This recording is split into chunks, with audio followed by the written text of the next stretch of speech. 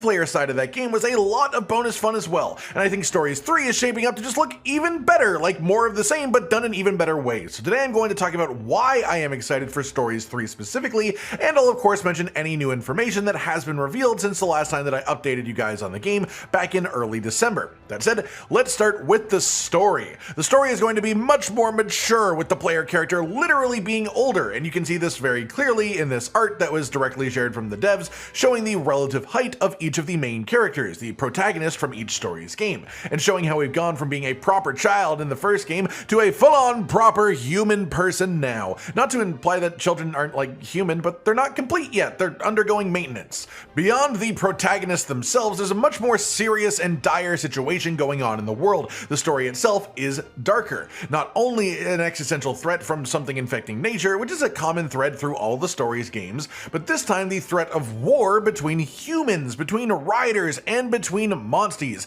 And yet even through that, it seems like we'll have the same sort of humor around too, which is a big part of the charm of Stories in my opinion. And then mechanically there's lots of cool stuff going on, like the habitat restoration system, where you've got endangered species type monsters, and if you find their eggs and you hatch them, you can then release them into the wilds to basically heal the ecosystem back up. You can level the ecosystem by doing this, and this has mechanical results of you being able to find stronger and more interesting monsties. Like, this is the main way that you get element and color swapped monsties in Stories 3, which is a mechanic that's returning properly, or in some cases you can unlock variants or deviant monsters through this, like we have seen Dread Queen Rathian confirmed as an unlock through this system, which is just a great example of what it could be used for. To say, this system as a whole, the ecosystem restoration, is something that I'm super interested in because it just feels like an incredibly immersive way to do a progression in a Stories game. Not only does it fit in perfectly with our character being a ranger, which is a group of riders that exist to try and protect and heal the surrounding environments, and we do so by helping endangered species recover,